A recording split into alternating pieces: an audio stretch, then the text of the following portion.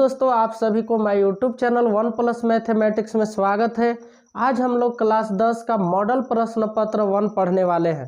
पिछले क्लास में हम लोग मॉडल प्रश्न पत्र 1 का क्वेश्चन नंबर 1 से 6 तक सोल्व किए हुए थे। इस क्लास में हम लोग क्वेश्चन नंबर 7 से सोल्व करना स्टार्ट करेंगे। तो आप लोग तैयार हैं? ध्यान से बोर्ड पे देखिएगा। Question number 7। क्वेश्चन नंबर 7 इस प्रकार से है कि 20 बल्बों के एक समूह में 4 बल्ब खराब हैं। 20 बल्बों के एक समूह में 4 बल्ब खराब है। इस समूह में से एक बल्ब अदृश्य निकाला जाता है। इसकी क्या प्रायिकता है कि पहला है आपका, इसकी क्या प्रायिकता है कि पहला ऑप्शन में है आपका कि यह बल्ब खराब हो और दूसरा है यह बल्ब खराब नहीं होगा। सॉल्यूशन लिख लेंगे। यहां पे कुल संभावित परिणाम की संख्या कितना है? 20 है। लिख लेंगे कुल संभावित परिणाम की संख्या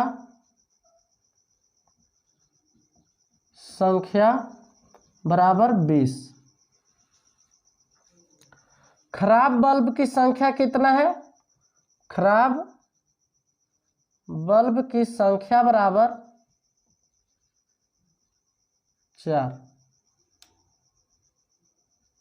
ध्यान से देखिएगा, आपको बोला कि 20 बल्ब का एक समूह है जिसमें से 4 बल्ब आपका क्या है? खराब है। टोटल 20 बल्ब है और उसी 20 बल्ब में जो है आपको 4 बल्ब खराब बोला है। अब देखिएगा क्या है, इसलिए P दैट्स मीन्स प्रायिकता यानी कि प्रोबेबिलिटी। पहला में है बल्ब खराब है, खराब बल्ब, यहां लिख लेंगे खराब बल्ब। ध्यान दीजिएगा, आपका खराब बल्ब कितना है? 20 बल्ब में 4 बल्ब खराब है और टोटल बल्ब कितना है? 20, यानी कि अनुकूल परिणाम की संख्या बटा कुल परिणाम की संख्या। तो यहाँ पे 4 एकम 4 हो गया, 4 पचे 20, यानी कि खराब बल्ब की जो प्रायिकता है 1/5 आंसर हो गया। ये पहला। दूसरा क्या है? तो दूसरा बोला है कि यह बल्ब खराब नहीं होगा।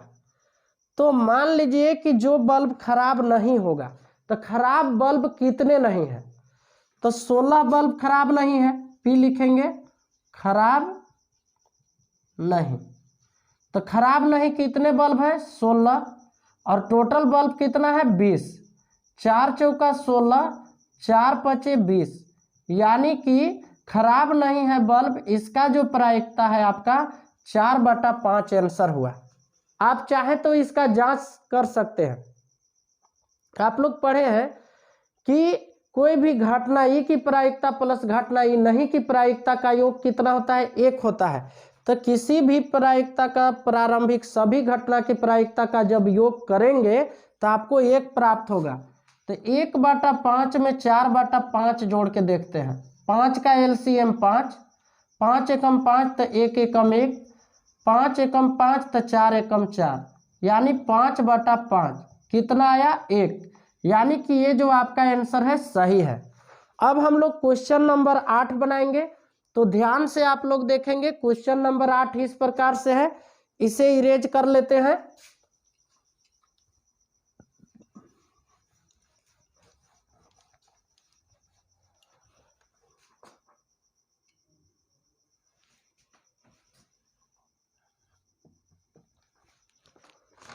क्वेश्चन नंबर 8 है कि दर्शाइए कि एक धनात्मक विषम पूर्णांक 4q+1 या 4q+3 के रूप का होता है। q जहां एक पूर्णांक है, जहां पे q क्या है? एक पूर्णांक है। हम लोग क्या करेंगे, मान लेंगे कि माना कि a एक धनात्मक विषम पूर्णांक है। माना कि a एक धनात्मक विषम पूर्णांक,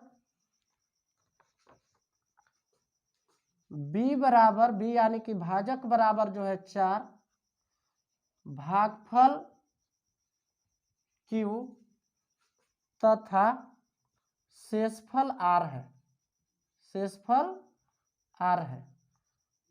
हमने क्या माना? माना कि ए एक धनात्मक विषम पूर्णांक, बी बराबर 4 यानी भाजक 4 हो गया, भागफल जो है वो आपका क्यू हो गया तथा शेषफल आर है। क्वेश्चन क्या था? तो क्वेश्चन था कि दर्शाइए कि एक धनात्मक विषम पूर्णांक 4q+1 या 4q+3 के रूप का होता है जहां q कोई पूर्णांक है। हमने क्या माना? माना कि ये एक धनात्मक विषम पूर्णांक b बराबर 4, भागफल q तथा शेषफल r है। इसलिए by Euclid EUCLID Euclid division algorithm, by Euclid division algorithm यानी कि यूक्लिड विभाजन एल्गोरिथम से क्या होता है? a equal to B Q plus R where that's means जहां 0 से r बड़ा या बराबर और r से जो है b हमेशा बड़ा होगा। अब देखिएगा क्या है, स्टेप 1 लिखेंगे। आप ऐसे भी लिख सकते हैं, यहाँ पे जो है जहां पे लिख दिए कि 0 से r बड़ा या बराबर, r से b हमेशा बड़ा, इसलिए r इक्वल टू आप लिख सकते हैं, क्या लिख सकते हैं? तो r जो है 0 हो गया, 1 हो गया, 2 हो गया और 3 हो गया, यानी r 3 तक होगा। क्यों 3 तक होगा? क्योंकि r b से हमेशा क्या होगा? छोटा होगा। अब देखिएगा, इसलिए स्टेप 1 यानी कि चरण 1 में क्या होगा? a equal to B Q plus R, तो स्टेप 1 में आपका हो जाएगा a equal to B Q यानी कि b हो गया ये, तो b बराबर 4 है तो b के स्थान पे 4 लिख देंगे, भागफल q का q ही है तथा प्लस में शेषफल, शेषफल कितना है? 0, इस पे बैठा दिए, a का यही रह गया, b के स्थान पे 4 बैठाए और q भागफल ही था और प्लस शेषफल कितना? 0, यानी कि ये एक जो है सम पूर्णांक, एक सम पूर्णांक। ध्यान दीजिएगा स्टेप 2 क्या होगा?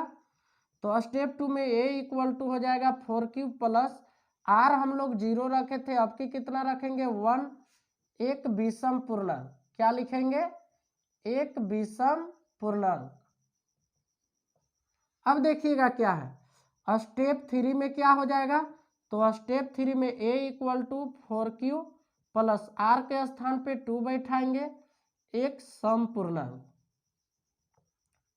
सम पूर्णांक। ध्यान से देखेंगे, स्टेप 4 में क्या हो जाएगा? तो स्टेप 4 में हो जाएगा a equal to B Q, b 4 हो गया, q प्लस r, r के स्थान पे 3, एक विषम पूर्णांक, विषम पूर्णांक। अब ये बताइए, एक विषम पूर्णांक हुआ या सम पूर्णांक हुआ, ये किस प्रकार से? तो ये जो सम पूर्णांक है तो सम में एक विषम जोड़िए, जैसे 2 में एक विषम जोड़िए, क्या आया? 3, आपको विषम प्राप्त होगा। अगर सम में सम जोड़िएगा तो सम प्राप्त होगा। तो यहाँ पे देखिएगा कि ये एक सम पूर्णांक हुआ, 4q प्लस 1 एक विषम पूर्णांक, सम पूर्णांक, विषम पूर्णांक। अब लिखेंगे, चूंकि यहाँ 4q प्लस 0 या 4q प्लस 2 एक सम पूर्णांक है, एक सम पूर्णांक है, इसलिए कोई भी धनात्मक विषम पूर्णांक, विषम पूर्णांक 4q प्लस 1 या 4q प्लस 3 का हो सकता है जहां q कोई पूर्णांक हो, जहां q कोई पूर्णांक हो। ये आपका आंसर हो गया। बहुत ही आसानी से बन जाता है। क्वेश्चन क्या था? तो क्वेश्चन था आपका कि दर्शाइए कि धनात्मक विषम पूर्णांक 4q+1 या 4q+3 के रूप का होता है जहां q कोई पूर्णांक है। तो हम लोग क्या किए थे कि मान लिए थे कि माना कि ये एक धनात्मक विषम पूर्णांक b बराबर 4 यानी कि भाजक 4, भागफल q तथा शेषफल r है। अब देखिएगा, बाय यूक्लिड डिवीजन एल्गोरिथम यानी कि यूक्लिड विभाजन एल्गोरिथम से a = bq+r होता है, जहां पे 0 से r बड़ा या बराबर और r से b हमेशा बड़ा होगा। तो r = इतना तक ले सकते हैं क्योंकि b से छोटा है r, और इस प्रकार से स्टेप बाय स्टेप बैठा लेंगे तो इस प्रकार से सिद्ध हो जाएगा। अब हम लोग जो है क्वेश्चन नंबर 9 देखेंगे, इसे इरेज कर लेते हैं।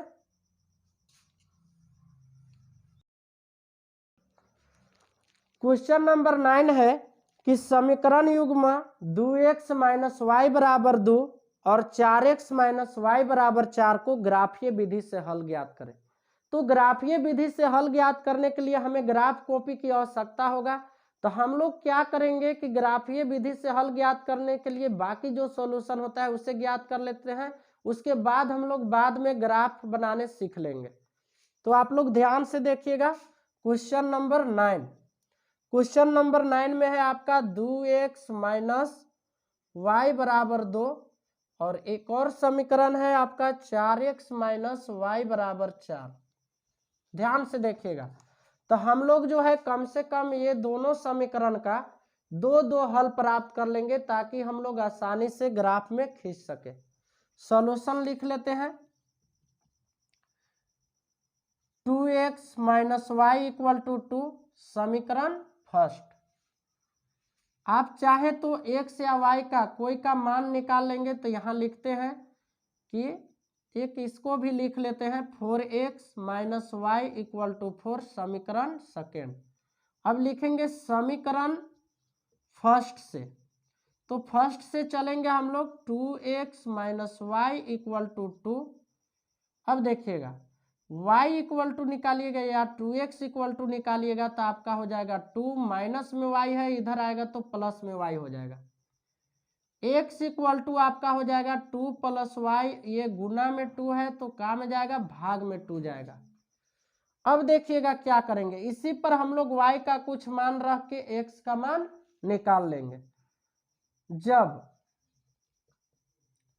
x = 2 तो सॉरी y = 2 रखेंगे। क्यों? क्योंकि x का मान ज्ञात करना है तो हम लोग y के जगह पे 2 रखेंगे। तो लिखेंगे y = 2, तो x = 2 प्लस y के स्थान पर 2 और बटा में क्या है 2, यानी 2 और 2 4 हो गया और बटा में 2, यानी 2 2 जा 4, यानी कि 2 दूनी 4। जब हम लोग y का मान 2 रखें तो x का मान 2 प्राप्त हुआ। अब देखिएगा, जब y बराबर रख लेते हैं 4 तो x बराबर हो जाएगा आपका 2 प्लस यहाँ पे y के स्थान पे 4 रख देंगे और बटा में कितना है 2, तो x बराबर आपका हो जाएगा 4 और 2 6 और बटा 2, 2 तिहाई 6, 3 हो गया। समीकरण फर्स्ट से दो हल हम लोग निकाल चुके। जब y = 2 रखे तो x = 2 आया और जब y = 4 रखे तो x = 3 आया।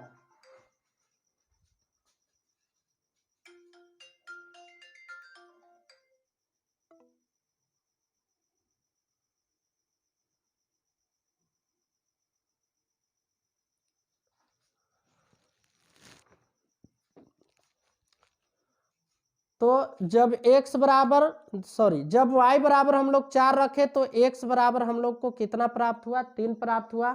अब हम लोग समीकरण सेकेंड में चलेंगे, यहाँ पे लिख लेते हैं समीकरण सेकेंड से। समीकरण सेकेंड से आपका क्या है 4x - y = 4।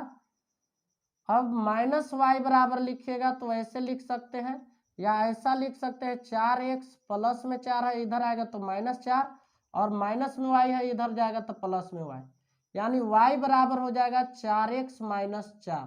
इसको पूरा इधर और इधर से पूरा इधर लिखने में इसमें कोई चेंजिंग नहीं आता है। अब देखिएगा क्या है, जब x इक्वल टू लिख लेंगे 2 तो y इक्वल टू हो जाएगा आपका 4 और x के जगह पर 2 बैठाएंगे और माइनस कितना हो गया 4। 4 दूनी 8 माइनस 4, आपको कितना प्राप्त हुआ 4। जब x माने 2 तो y यहाँ पे कितना प्राप्त हुआ 4, और जब x बराबर 0 तो y बराबर हो जाएगा आपका 4 गुने x के स्थान पे 0 और माइनस 4। y बराबर हो जाएगा 4 में 0 से गुना 0 माइनस 4, यानी कि y बराबर आपका हो गया 4। इसलिए आप बॉक्स बना सकते हैं, एक समीकरण फर्स्ट का बॉक्स अलग बना लेंगे और समीकरण सेकेंड का भी बॉक्स अलग बना लेंगे। ये फर्स्ट का बॉक्स हो गया और ये समीकरण सेकेंड का, ताकि हम लोग को ग्राफ खींचने में मदद मिले। यहाँ x और ये y हो गया, यहाँ भी x और y, ये समीकरण सेकेंड। जब समीकरण फर्स्ट में हम लोग y बराबर 2 माने थे तो x भी 2, y 2 तो x 2, y बराबर 4 माने तो x बराबर 3 आया। इसमें देखिएगा, जब x बराबर 2 माने तो y मेरा 4 आया, x बराबर 0 माने तो y बराबर मेरा 4 आया। तो इस प्रकार से क्वेश्चन नंबर 9 का ग्राफीय विधि से हल ज्ञात करने के लिए व्यंजक हमको प्राप्त हो चुका, x y का मान प्राप्त हो चुका। चाहे तो आप आसानी से अब ग्राफ कॉपी में खींच सकते हैं। तो अगले क्लास जो है ग्राफ के लिए स्पेशली बनाएंगे, ग्राफ कॉपी भी रखेंगे और उसमें बताएंगे कि ग्राफ इसे कैसे खींचेंगे। अब हम लोग क्वेश्चन नंबर 10 सोल्व करेंगे, इसे इरेज कर लेते हैं।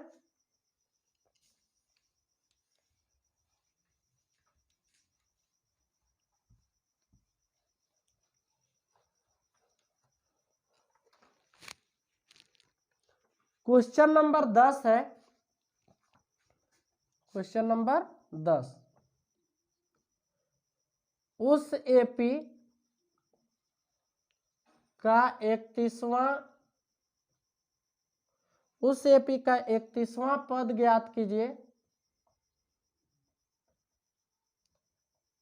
31वां पद ज्ञात कीजिए जिसका 11वां पद